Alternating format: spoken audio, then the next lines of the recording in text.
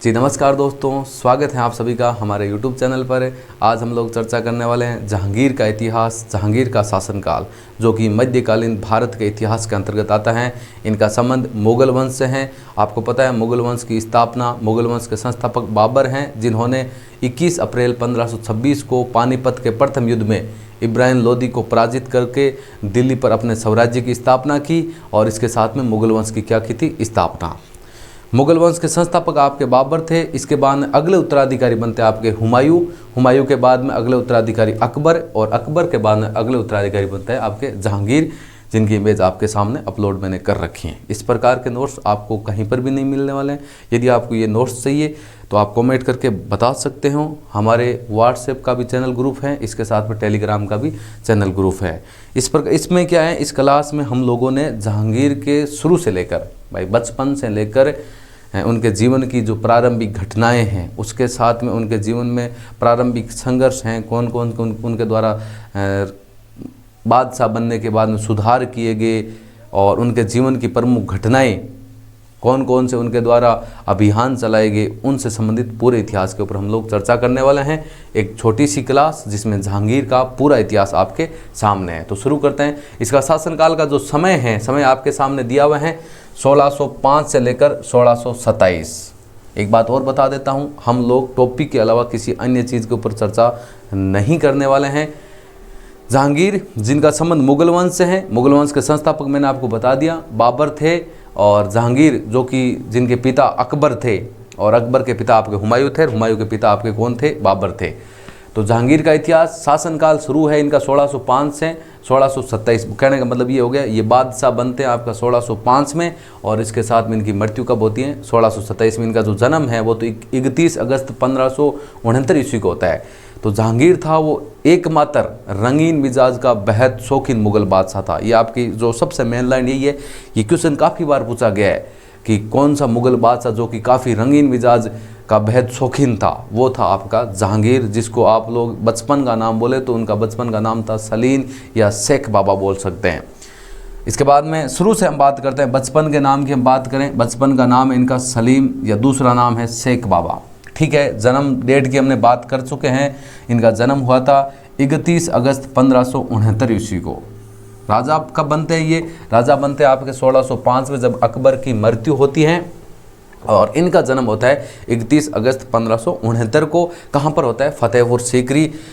अकबर के जब फतेहपुर सीकरी जब इनका जन्म होता है, उस समय अकबर के द्वारा अपने साम्राज्य की इसको राजधानी बनाई जाती है। अकबर ने गुजरात विजय के उपलक्ष्य में फतेहपुर सीकरी में बुलंद दरवाजे का निर्माण भी करवाया था और उसके साथ में अपने राज्य की राजधानी भी फतेहपुर सीकरी को बनाया था। पिता के नाम की बात करें, पिता तो आपको मैंने बता दिया अकबर थे इनके पिता। माता की बात करें, माता का नाम हरकाबाई भी मिलता है आपको या मरियम उजमानी मिलता है। अब देखो, मरियम उजमानी भी इन्हीं का नाम है, हरकाबाई या मरियम उजमानी, जो कि जहांगीर के माता थी।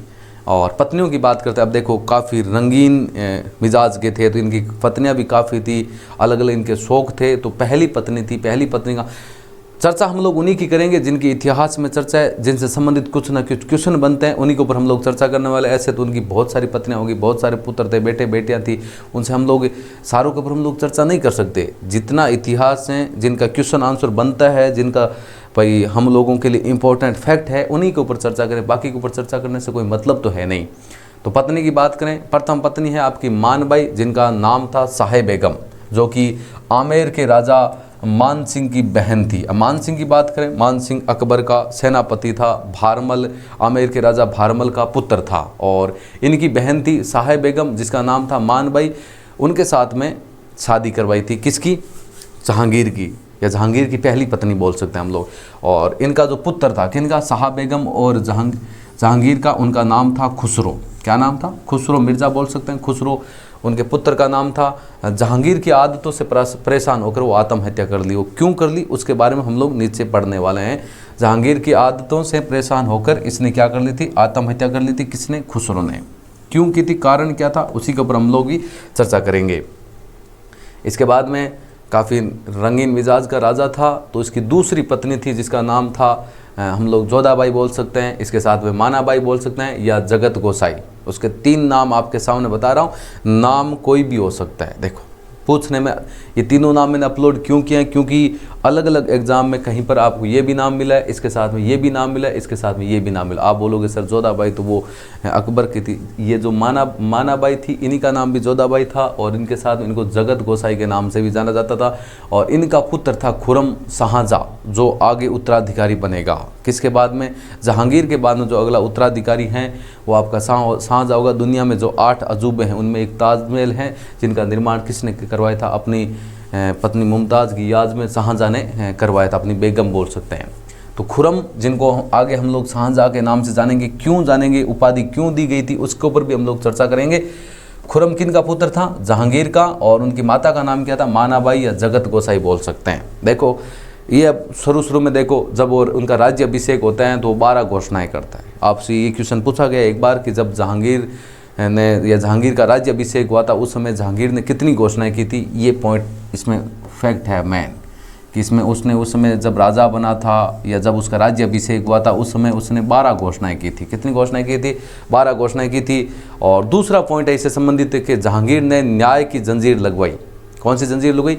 न्याय की जंजीर के नाम से इनको भी जाना जाता है। जब न्याय की जंजीर का नाम आता है तो किस मुगल बादशाह को याद आती हैं? जहांगीर की याद आती हैं। क्यों आती है वो भी अब नीचे आगे पॉइंट है इसका। और जिसमें कितनी घंटियाँ लगी थी? उसने 66 घंटियाँ लगाई थी। वो जो जंजीर बनाई थी उसमें उसने 66 घंटियाँ लगाई थी। मतलब किसी भी अपने राज्य साम्राज्य के अंदर किसी को कोई परेशानी हो तो आप वो आके घंटी बजा सकते हो, इसीलिए उन्होंने 66 वहाँ पर घंटियाँ लगाई थी। और वो जिसको न्याय की जंजीर के नाम से जाना जाता था। जहांगीर के जो गुरु थे वो थे अब्दुल रहीम खान खाना उनकी उपाधि थी। अब्दुल रहीम की हम बात करें जो कि बैरम खान, जो कि अकबर का संरक्षक था, उनके पुत्र थे। अकबर के संरक्षक जिनका नाम था बैरम खान, उनके पुत्र थे अब्दुल रहीम खाना। और खाना अकबर के द्वारा बैरम खान को दी गई उपाधि थी। भाई पिता को ये उपाधि थी तो पुत्र को भी ये उपाधि थी। इसके साथ में भाई अकबर ने अपने पुत्र जहांगीर के लिए भाई उसको बचपन में ही अब्दुल रहीम को, जो कि हिंदी साहित्य के उस समय के कवि भी माने जाते हैं, और उसके साथ में और इसकी क्या विशेषता थी? अकबर के 9 रत्नों में एक रत्न भी थे अब्दुल रहीम खाना, उनकी उपाधि थी। अब्दुल रहीम जो कि बैरम खान के पुत्र। बैरम खान कौन था? अकबर का संरक्षक था। जब अकबर का कलानौर, गुरुदासपुर, पंजाब उनका राज्य अभिषेक होता तो उनकी आयु मात्र 13 साल थी। 5 सालों तक जो न्याय की जो शक्तियाँ थी, शासनकाल चलाने का काम करता था, वो बैरम खान करता था। कहने का मतलब हो गया अकबर का संरक्षक था आपका बैरम खान, जिनका पुत्र था अब्दुल रहीम खाना, जो कि जहांगीर के आपके क्या थे? गुरु थे। अब देखो बेटों की बात करें, अब देखो मैं यहाँ पर सबका नाम बता देता हूँ। देखो अलग अलग रानियाँ थी इनकी, भाई रंगीन मिजाज के थे तो रानियाँ तो होगी, सीधी सी बात है।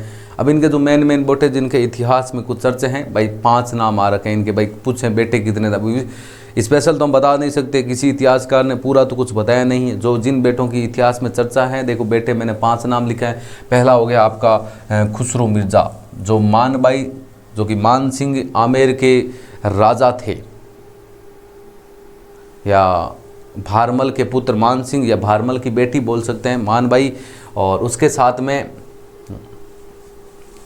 जहांगीर का पुत्र हो गया आपका खुसरो मिर्ज़ा हो गया। खुरम मिर्ज़ा की हम बात करते हैं। खुरम मिर्ज़ा जिनका आगे शाहजहाँ की उपाधि मिलते हैं। उसके साथ में ये परवेज़ मिर्ज़ा, शाहरियार मिर्ज़ा और जहांदर मिर्ज़ा, ये इनके 5 पुत्रों के नाम आते हैं। इतिहास में भाई इनका नाम तो कम मिलता है आपको, इन चारों का नाम अभी आपको जो हम लोग पढ़ने वाले हैं उनके अंदर आपको पूर्ण रूप से मिलेगा।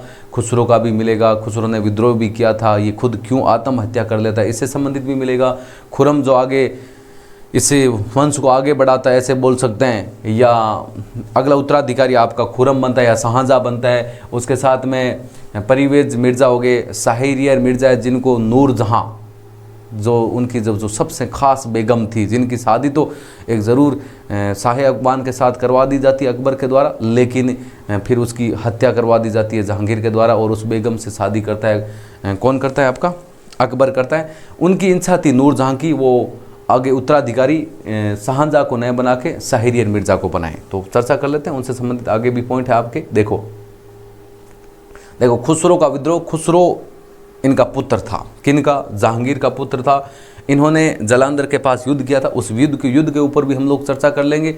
भाई खुसरो ने विद्रोह क्यों किया था, वो क्या करना चाहता था? भाई इनकी आदतें, इनकी पहली बात है गई काफ़ी रंगीन मिजाज का राजा था, उनकी आदतें उसको पसंद नहीं थी। तो वो क्या करता था, सत्ता अपने हाथ में लेना चाहता था और उसने विद्रोह कर दिया था। विद्रोह की आपसे ऐसे पूछा जाता है खुसरो ने विद्रोह कब किया था, वो डेट है आपकी 1606 ईस्वी में। अब देखो राजा बनता है वो आपका कब बनता है आपको पता है, 1605 में वो राजा बनता है और खुसरो द्वारा विद्रोह कर दिया जाता है 1606 में। इससे संबंधित देखो मैं पॉइंट आपको बताता हूँ। देखो खुसरो को मामा मान सिंह, भाई एक तो मान सिंह और ससुर मिर्जा अजीम कोका का सहयोग प्राप्त था उस समय। अब देखो मान सिंह की बात करते हैं, मान सिंह जो मामा था उसका, मान सिंह ने उसका सहयोग किया था इस विद्रोह में, और ससुर था उसका जिनका नाम था अजीम कोका ने भी उसका क्या था, सहयोग प्राप्त हुआ था। और इसके साथ में आगे क्या है कि जो सिखों के 5वें गुरु थे जिनका नाम था अर्जुन देव को भी खुसरो का क्या था, आशीर्वाद था। वो भी ऐसे चाहते थे कि वो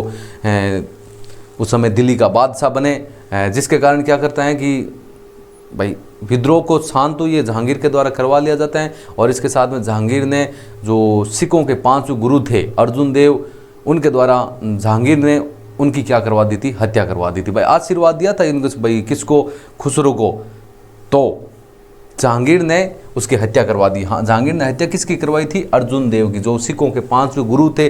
क्यों करवा दी थी, क्योंकि उसने आशीर्वाद दिया था कि भाई आप विद्रोह करो। इसके साथ में सहयोग की बात करें ना भाई, ये खुसरो का विद्रोह जब किया था, सहयोग की बात करें, सहयोग में तो मामा मान सिंह थे और उसके साथ में उनके जो ससुर थे मिर्जा हकीम कोका ने उनका सहयोग था। और सिखों के जो 5 गुरु थे जिनका नाम था अर्जुन देव, उसने खुसरो को आशीर्वाद दिया था। इसी कारण जहांगीर ने उनकी क्या करवा दी थी, हत्या। किसकी हत्या, अर्जुन देव की।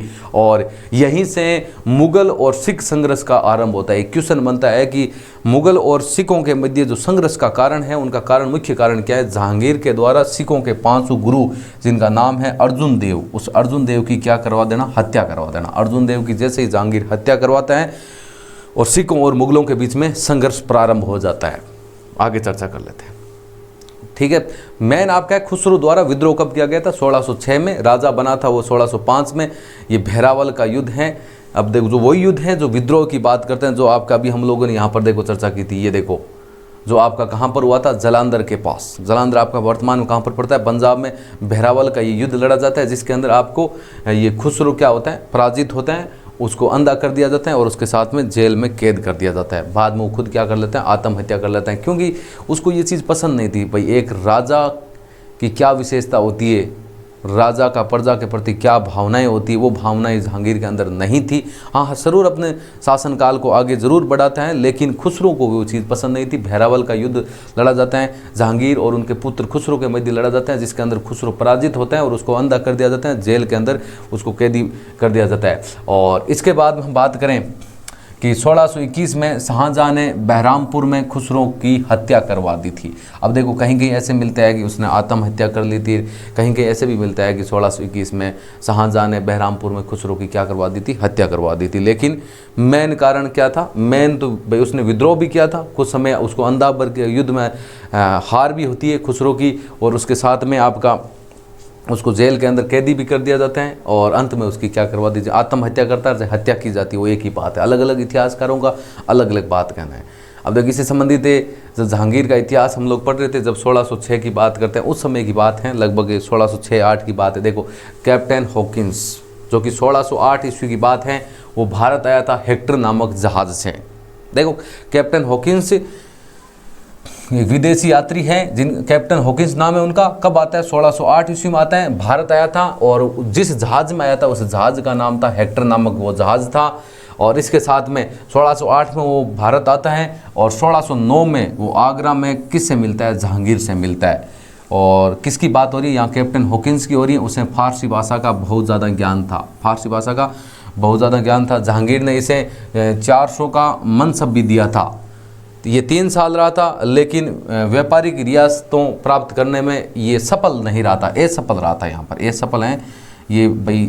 वैसे तो भाई भारत के साथ में व्यापारिक रियासतों व्यापार करना चाहता, उसका मुख्य उद्देश्य था। ये 3 साल ज़रूर रुका था, लेकिन व्यापारिक रियासत प्राप्त करने में क्या रहा था, असफल रहा था। आया कब था, देखो कैप्टन हॉकिंस की बात है, जो कि एक विदेशी यात्रा। भारत कब आया था, 1608 में, और हेक्टर नामक जहाज से आया था। जहांगीर से कब मिला, 1609 में। कहाँ पर मिला था, आगरा में मिला था। कैप्टन हॉकिंस, जिसको फारसी भाषा का बहुत ज़्यादा ज्ञान था, जिसके कारण जहांगीर ने इसे 400 का मनसबी दिया था। ये 3 साल आगरा में रुका जरूर था, लेकिन व्यापारिक रियासतों प्राप्त करने में ये असफल रहता है। ठीक है, आगे चर्चा करते हैं। कैप्टन हॉकिंस की हम चर्चा कर चुके हैं। इसके बाद में एक और आता है विदेशी यात्री, जिसका नाम है सर टॉमस। ये टॉमस हैं, जिनका नाम था सर टॉमस रो। वो कब आते हैं? 1615 में आते हैं। वो भारत आया था और 1616 में वो अजमेर, मोइनुद्दीन चिश्ती बोल सकते हैं, वहाँ पर वो जहांगीर से मिला था और जहांगीर से व्यापारिक रियासत इसने प्राप्त की थी। एक कैप्टन हॉकिंस आया था, उसने वो जहांगीर से व्यापारिक रियासतें प्राप्त नहीं कर पाता है, लेकिन सर टॉमस रो जो कब आता है? वो तो आया था 1608 में और मिला था 1609 में। ये भारत आता है 1615 ईस्वी में और अजमेर में मिलता है 1616 में, और जहाँ पर वो जहांगीर से व्यापारिक रियासतें प्राप्त करता है। कौन? Sir Thomas Roe. अब क्वेश्चन ये आता है कि सर टॉमस रो किसके शासनकाल में भारत आया था? तो जहांगीर के शासनकाल में आया था। कैप्टन हॉकिंस की बात करें 1608 में भारत आया था, किसके शासनकाल में आया था? वो आया था आपका जहांगीर के शासनकाल में। वो व्यापारिक रियासतें प्राप्त नहीं कर पाया, जबकि ये जो सर टॉमस रो है वो व्यापारिक रियासतें प्राप्त करा। मिला कहाँ पर? वो मिला था आगरा में 1609 में, और ये 1616 में कहाँ पर मिला है? आपका अजमेर में मिला है। अब देखो हम चर्चा करते हैं आगे। खुरम की बात करते हैं। खुरम इनका पुत्र था, आगे जाकर जो कि शाहजहाँ के रूप में प्रसिद्ध होगा। खुरम के नेतृत्व में 1615 ईस्वी में मुगल और मेवाड़ के राजा की हम बात करें, महाराणा प्रताप के पुत्र अमर सिंह थे। और उनके बीच में पहले तो आपको पता है कि अकबर के शासनकाल की हम बात करते हैं। अकबर के शासनकाल में हल्दी घाटी का युद्ध भी लड़ा जाता है महाराणा प्रताप और अकबर के मध्य, और इस युद्ध को अनिर्णायक बोल सकते हैं। भाई भारत के इतिहास के थ्रू हम बैठ देखें तो अकबर की जीत बताई जाती है। राजस्थान का इतिहास पढ़ें तो उसमें ऐसे बोला जाता है कि उसमें महाराणा प्रताप की विजय हुई थी, या इस युद्ध का कोई निर्णय नहीं है। इससे संबंधित क्वेश्चन भी आज तक नहीं पूछा गया है। भाई कैसे बोल सकते हैं कि अकबर के द्वारा मेवाड़ पर पूर्ण रूप से कभी अधिकार नहीं किया गया था, लेकिन खुरम जो कि शाहजहाँ के नाम से आगे जाके प्रसिद्ध होगा, खुरम के नेतृत्व में 1615 में मुगल और मेवाड़ में क्या हो जाती है? संधि हो जाती है। मेवाड़ की बात करते हैं। मेवाड़ का उस समय शासक कौन था? महाराणा प्रताप का पुत्र अमर सिंह वहाँ का पुत्र था। और खुरम के नेतृत्व में संधि कब होती है? आपसे ये क्वेश्चन पूछा जाता है। मुगल और मेवाड़ के मध्य उस समय उत्तर भारत की हम बात करते हैं। उत्तर भारत का सबसे शक्तिशाली जो रियासत थी, या ऐसे बोल सकते हैं जो छोटा राज्य था, वो आपका मेवाड़ ही था। मेवाड़ के ऊपर विजय प्राप्त करना मतलब पूरे राजस्थान के ऊपर विजय प्राप्त करना बोल सकते हैं। और वो संधि कब हुई थी? 1615 में होती है। और इसके साथ में खुरम के नेतृत्व में 1617 में एक संधि और होती है अहमदनगर, जहाँ के शासक कौन थे? मलिक अंबर के साथ वो क्या करता है? संधि करता है। अब ये दोनों संधियाँ होती, इन्हीं दोनों संधियों से प्रसन्न होकर जहांगीर ने खुरम को शाह-ए-जहाँ की उपाधि दी। यहाँ से देख लो, आपको यदि पूछ लेना कि भाई खुरम को शाह-ए-जहाँ की उपाधि किसने दी थी? जहांगीर ने दी थी। और उसका कारण क्या था? उसका कारण था ये दो प्रमुख संधियाँ। एक तो थी मुगल मेवाड़ की संधि और दूसरी थी आपकी अहमदनगर के साथ संधि। मुगलों की अहमदनगर के साथ संधि। उस समय अहमदनगर का शासक कौन था? मलिक अंबर था। उसके साथ संधि होती है 1617 में, और मुगल और मेवाड़ के साथ संधि होती है आपकी 1615 ईस्वी में। मैंने बता दिया मेवाड़ का शासक उस समय महाराणा प्रताप का पुत्र अमर सिंह था आपका। अब आगे हम चर्चा करते हैं। देखो ये आपकी होगी शाहजहाँ की उपाधि किसने दी थी खुरम को? वो दी थी आपके जहांगीर ने। कारण आपके ये दो संधियों से प्रसिद्ध होकर भाई इनका नेतृत्व इसी ने किया था। वहाँ पर जाकर संधि करने का काम ऐसे बोल सकते हैं, चारों तरफ भाई घेरा दिया, उसके बाद में संधि होती है। वो सारा काम किन के द्वारा किया गया था? शाहजहाँ के द्वारा किया गया, खुरम के द्वारा किया गया। अब हम चर्चा करते हैं नूरजहाँ जुंटा, जिनका शासनकाल, अब देखो शासनकाल यहाँ पर इनका क्यों बताया जाता है? क्योंकि उस समय शासन की सारी शक्तियाँ भाई जैसे ही जहांगीर नूरजहाँ से भाई इनको काफ़ी ये लव स्टोरी बोल सकते हैं, प्यार बोल सकते हैं, प्रेम बोल सकते हैं, वो अपनी बेगम बनाते हैं नूरजहाँ को, कौन? जहांगीर बनाते हैं। उसके बाद में जो शासन की शक्तियाँ इसके पास आ जाती है, तो शासनकाल इसी के नाम से जाना जाएगा। इसीलिए जो नूरजहाँ जुंटा है उसके कोष्ठक हम लोगों ने शासनकाल लिखा है। शासनकाल कब से कब तक है? 1611 से 22 तक। जो शासन की शक्तियाँ वो किसके पास थी? नूरजहाँ के पास थी, जो नूरजहाँ जुंटा है। अब देखो इसका वास्तविक नाम की हम पहले बात कर लेते हैं। वास्तविक नाम है इनका मेहरुनिसा। वास्तविक नाम क्या है? मेहरुनिसा। पति की बात करते हैं अली कुली बेग, अफगान अली कुली बेग हैं। और अली कुली बेग के साथ में नूरजहां की शादी कौन करवाता है? अकबर करवाता है। लेकिन जहांगीर के द्वारा क्या कर, पहले तो इसको अली कुली बेग को शेर अफगान की उपाधि भी दी जाती है और बाद में इसकी क्या करवा दी जाती है? हत्या करवा दी जाती है, क्योंकि नूरजहां जहांगीर को इतनी ज़्यादा पसंद आ जाती हैं कि वो उसके बिना रह ही नहीं सकता, ऐसे बोल सकता है। आज के टाइम में एक अटूट प्रेम बोल सकते हैं, एक ऐसा प्रेम जिसके अब कहते हैं ना हम तुम्हारे बिना जी नहीं सकते, वो वाली कंडीशन थी कि नूरजहां के बिना जहांगीर नहीं जी सकता। अकबर ने एक शेर अफगान था जिसका नाम है अली कुली बेग, उसके साथ में नूरजहां की शादी करवा देता है। लेकिन जो नूरजहां है, मैंने आपको बता दी, इसका वास्तविक नाम था मेहरुन्निसा। नूरजहां उपाधि कौन देता है? वो देता है आपका जहांगीर देता है। शादी अपनी बेगम बनाने के बाद में उसको नूरजहां की उपाधि देता है। आप सीधी पूछ लें, मेहरुन्निसा को नूरजहां की उपाधि कौन देता है? वो जहांगीर देता है। उनका पति था अली कुली बेग। अली कुली बेग ए शेर अफगान की उपाधि कौन देता है? इसको जहांगीर देते हैं और बाद में इसकी क्या करवा देते हैं? हत्या करवा देता है। क्यों करवाता है? क्योंकि उसकी जो खास बेगम थी, सबसे खास बेगम बोल सकते हैं, नूरजहां जहांगीर की सबसे खास बेगम थी और वो शासन की सारी शक्तियाँ उसी के पास थी, वही शासन को चलाने को काम करता थी। देखो ये देखो आपका पॉइंट बन गया यहाँ पर कि जहांगीर ने मेहरुन्निसा को नूरजहां की उपाधि दी। कब दी थी? अपनी बेगम बनाने के बाद में। भाई जैसे ही वो अली कुली बेग की हत्या करवा देता है, जो शेर अफगान था, अली कुली की हत्या करवा दी, उसके बाद उसको अपनी बेगम बनाते हैं और मेहरुन्निसा से उसको किसकी उपाधि देता है? नूरजहां की। अब हम नूरजहां झुंटा की बात करें तो झुंटा था, उसके अन्य सदस्य कौन थे? नूरजहां तो मैंने आपको बता दिया कौन था। नूरजहां तो आपका था उनकी जो खास बेगम थी, जो पहले अली कुली बेग की पत्नी थी, उसके बाद नूरजहां उनको खुद की पत्नी बनाता है, उसकी हत्या करवा देता है। नूरजहां झुंटा की बात करें, उस झुंटा के अंदर कौन कौन से सदस्य थे? एक तो उनका पिता था, किसका? भाई नूरजहां का पिता का नाम क्या था? ग्यास बेग। उपाधि की बात करें भाई, ग्यास बेग के पास उपाधि कौन सी थी? उपाधि थी एतमाद उद्दौला। एतमाद उद्दौला किन की उपाधि थी? उनके जो पिता थे, नूरजहां के पिता जिनका नाम था ग्यास बेग, उनके पास उनकी उपाधि दी गई थी एतमाद उद्दौला। ये उद्दौला इस आपको पता है नाम किस प्रकार, इसमें ऊ अद्दे आता है आपका। और माता की बात करें, दूसरा सदस्य था उस झुंटा का, दूसरा सदस्य था असमत बेगम। असमत बेगम नूरजहां की माता थी और इसने किसका? इत्र का आविष्कार किया था। इतना पागल था कि देख शासनकाल था मुगलों का और उसके ऊपर अधिकार कर रही थी नूरजहां, और झुंटा बनाया था उसमें सदस्य देखो उसका एक तो पिता को बना लेती है, उसके साथ में एक अपनी उसकी माता को बना लेती है, उसके भाई आसफ खां को बना लेती है। खुरम की बात करते हैं, खुरम जो कि शाहजहाँ था, वो भी उसका अन्य सदस्य था। देखो एक था उसका भाई आसफ खां और एक था खुरम। ये देखो आप सीधी पूछ ले, नूरजहां झुंटा के सदस्य कौन थे? ये सदस्य कितने थे? 4 सदस्य थे। एक तो था पिता ग्यास बेग, दूसरी उसकी माता असमत बेगम जिसने इत्र का आविष्कार किया था, वो सेंट बोलते हैं हम लोग, उसका आविष्कार किया था, और उसके साथ में भाई आसफ खां था और खुरम जो कि शाहजहाँ बोल सकते हैं। ये आपके नूरजहां झुंटा के सदस्य थे। अब देखो जो शासनकाल अभी हम लोगों की बात की थी 1611 से लेकर 1622 तक की हम बात करते हैं, और इस समय समस्त शक्तियाँ किसके पास थी? नूरजहां के पास। नूरजहां जिसकी हमने अभी बात की थी, जो कि जहांगीर की अभी सबसे खास बेगम है। उसके बाद दूसरी है, देखो नूरजहां शाही फरमानों पर हस्ताक्षर करती है। अब जितने भी शाही फरमान होते तो उन पर हस्ताक्षर करने का मतलब, शाही फरमानों के ऊपर हस्ताक्षर यदि नूरजहां के हो रहे हैं, इसका मतलब यही है कि शासन की सभी शक्तियाँ किसके पास थी? वो किसके पास थी? नूरजहां के पास। वह झरोका दर्शन देती थी, मतलब सामने नहीं आती थी। आपको पता है कि पहले जितने भी किले होते थे उनके अंदर ये झरोके बने होते थे ऐसे जाली वाले, उनके झरोका दर्शन देती थी, अपना चेहरा कभी अपने सामने नहीं देती, वहीं से वो निर्देश देती थी। नूरजहां अपनी बेटी लाडली बेगम का विवाह किसके साथ करती हैं? शहरयार। शहरयार जो कि जहांगीर का ही पुत्र है, ये बात ध्यान रखना।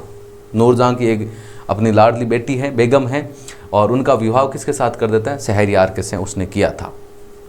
अब वह शहरयार को भाई अगला बादशाह बनाना चाहती थी। अब जो ये जो पुत्री है ना, आप सोचोगे ये लाडली बेगम है, भाई लाडली बेगम जो उनके पहले पति थे अली कुली, उनसे थी, बाद में वो शादी करती हैं। हाँ एक ज़रूर है कि रिश्ता हो, बाद में तो उनका एक भाई बहन का रिश्ता हो जाता है, लेकिन उनके शासनकाल में ये चलता रहता था। उन्होंने शहरयार को अगला बादशाह बनाना चाहती थी, और लेकिन कारण क्या हो जाता है? उनका पुत्र था, एक तो था, अब अभी हमने उनके पिता पुत्र की बात की थी, आसम खां जो कि नूरजहां का आपका पुत्र था। नूरजहां और आसफ खां के बीच में क्या हो जाती है? आपसी फूट पड़ जाती है, और आपसी फूट करने के कारण ये जो चाहते थे वैसा कुछ नहीं होता है। आगे देखो क्या होता है, देखो खुरम का विद्रोह। भाई खुरम का विद्रोह क्यों होता है? कि शासन की सारी शक्तियाँ, भाई एक तो राजा जरूर जहांगीर था, लेकिन शासन की सारी शक्तियाँ थी किसके पास में?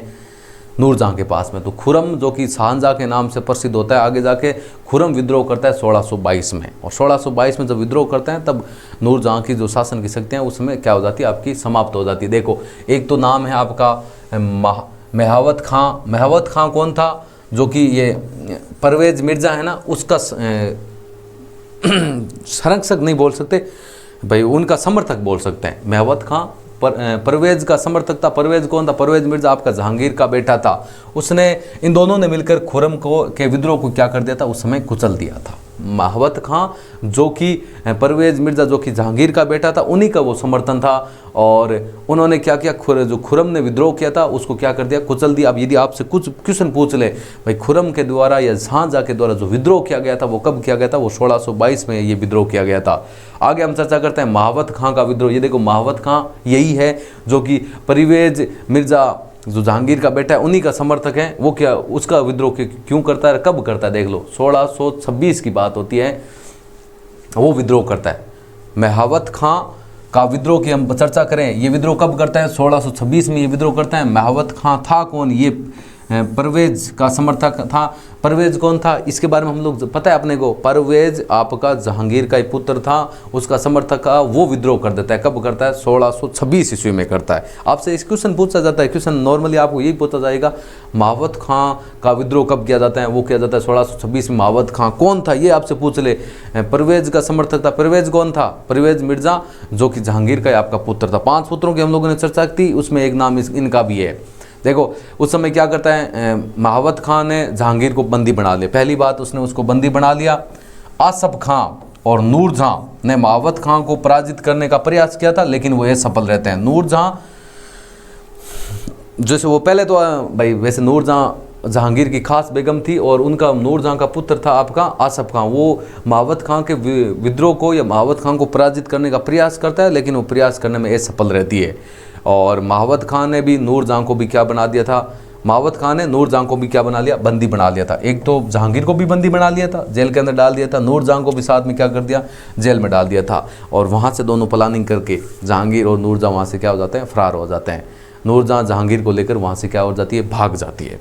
नूरजहाँ, प्यार तो प्यार होता है, प्यार में यही तो होता है, यहीं से तो सीखा। देखो आज से 700-800 साल पहले ये घटनाएं होती थी, तो आज क्यों नहीं होगी। देखो अब ये एक पत्नी अपने पति को लेकर भागी, जेल से भागना वो अलग, ये कंडीशन अलग है। नूरजहाँ जहांगीर को लेकर भागी। अब देखो क्वेश्चन एक ये आता है कि जहांगीर को बंदी किसने बनाया था, महावत खां। महावत खां जो परवेज मिर्ज़ा का समर्थक था, मैंने आपको बता दिया। परवेज मिर्ज़ा था कौन, जहांगीर का ही पुत्र था। और महावत खां ने नूरजहाँ को भी बंदी बनाया था, और नूरजहाँ दोनों बंदी थे, तो नूरजहाँ जहांगीर को लेकर वहाँ से क्या हो जाती है, भाग जाती है।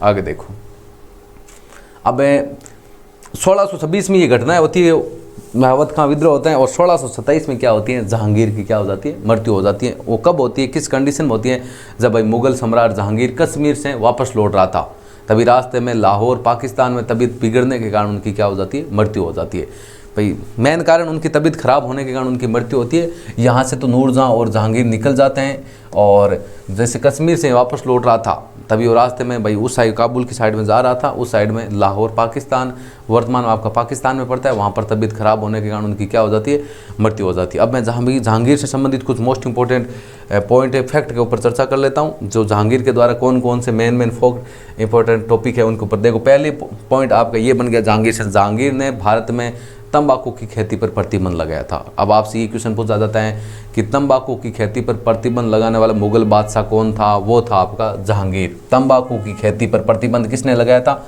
जहांगीर ने। दूसरी बात, जहांगीर ने बंगाल में बच्चों के व्यापार पर प्रतिबंध लगाया था। पहले छोटे छोटे बच्चों का किडनैप करने का, व्यापार करने का काम सबसे ज़्यादा होता था, तो उस समय उनके ऊपर प्रतिबंध लगाने का काम किस मुगल बादशाह ने किया था, वो था आपका जहांगीर। बच्चों के व्यापार पर प्रतिबंध किसने लगाया था, जहांगीर ने। किन्नरों का भी व्यापार होता था। किन्नर आप जानते हो, छकों, जहाँ तो वो ना तो पुरुष होते हैं ना महिला होते हैं, भाई नपुंसकलिंग बोल सकते हैं, किन्नर बोल सकते हैं। किन्नर जानते हो सारे। वैसे किन्नरों के व्यापार पर प्रतिबंध किसने लगाया था, वो जहांगीर ने लगाया। ये देखो 3 मेन पॉइंट है आपके, कौन कौन से। भारत में तंबाकू की खेती पर प्रतिबंध लगाया था, बंगाल में बच्चों के व्यापार पर प्रतिबंध लगाया था, उसके साथ में किन्नरों के व्यापार पर प्रतिबंध लगाने वाला मुगल बादशाह था आपका जहांगीर था। न्याय की जंजीर अभी हम लोगों ने आगे चर्चा की थी जहाँ पर 66 घंटे लगी थी। न्याय की जंजीर के लिए किसको याद किया जाता है? जहांगीर को याद किया जाता है। न्याय की जंजीर के लिए किस बादशाह को याद किया जाता है? जहांगीर को याद किया जाता है। देखो इससे संबंधित मैं आपको बता देता हूँ, यहाँ पर आपकी 66 है, 60 नहीं है। देखो जहांगीर ने आगरा का किला है, उन वहाँ पर साहिब बुर्ज और यमुना तट पर स्थित पत्थर के खंबे में एक सोने की जंजीर बंधवाई थी। अब देखो सोने की जंजीर बंधवाता है तो इसका मतलब खर्च काफ़ी ज़्यादा हुआ था, और जिसमें करीब 66 या 60 दे तो कोई एक बात है, 66 घंटे लटकी हुई थी, जो कि न्याय की जंजीर के रूप में प्रसिद्ध थी। अब राजा, एक प्रजा होती है, प्रजा को किसी भी परेशानी होती थी, वो उनके द्वारा वो क्या किया जाता था, उनका एक प्रतीक था वो घंटी बजाने का मतलब है उनका समाधान वहीं से शुरू होता था। जब कोई भी प्रजा परेशानी में थी तो वो आके वो क्या करते थे, घंटी बजाने का काम करते थे। और ये न्याय की जंजीर के रूप में कहाँ से किस मुगल बादशाह से संबंधित है? वो आपकी जहांगीर से संबंधित है। ये न्याय की जंजीर थी कहाँ पर? आगरा के किले शाहबुर्ज और यमुना तट पर स्थित पत्थर के खंभे पर एक सोने की जंजीर बंधवाई थी। अब धातु भी पूछ लेना, पहली बात पूछेगा नहीं, लेकिन पूछ ले, वो सोने की जंजीर थी जिसमें लगभग 66, अब 60 भी आए तो भी आपका सही, लगभग 66 घंटियाँ लटकी हुई थी, जो कि न्याय के जंजीर के रूप में आपकी प्रसिद्ध थी। भाई मैं तो यही पूछा जाता है, न्याय का जंजीर का संबंध किस मुगल बादशाह से था? वो मुगल बादशाह था आपका जहांगीर। अब जहांगीर खुद को कथा लिखने का शौक बहुत था, लेकिन वो खुद की आत्मकथा पूरी वो खुद लिख नहीं पाता है। उसको बंदी बना लिया जाता है, तो उसकी आत्मकथा को पूरा करने का काम कौन करता है? मोतबिंद खान, ये नाम याद रखना। मोतबिंद खान है वो जहांगीर की आत्मकथा को पूरा करता है। भाई शुरू करना, यदि आपको पूछे ना जहांगीर की आत्मकथा को शुरू करने का काम कौन करता है? वो जहांगीर स्वयं ही करता है। उसको आत्मकथा लिखने का बहुत ज़्यादा शौक था, और मोतबिंद खान है वो उसको पूरा करने का काम करता है। देखो हम लोगों ने जहांगीर के शुरू से लेकर, इतिहास से लेकर लगभग लास्ट तक जो मेन फैक्ट थे, ऐसे तो देखो जहांगीर का इतिहास हम पढ़ेंगे तो एक जहांगीर के बारे में चाहे 100 पेज पढ़ दो, लेकिन जो मेन क्वेश्चन बनते हैं ना, इसके अलावा लगभग आपके क्वेश्चन बनते नहीं। इसके बाद हम लोग क्वेश्चन आंसर के ऊपर 50 जहांगीर से संबंधित 50 क्वेश्चन आंसर के ऊपर हम लोग चर्चा जरूर करने वाले हैं। उसमें संबंधित वो सारे मोस्ट इंपॉर्टेंट क्वेश्चन आ जाएंगे। तो ये था आज का टॉपिक अपना जहांगीर का इतिहास। शासनकाल का समय आपको 1605 से लेकर 1627 हो गया।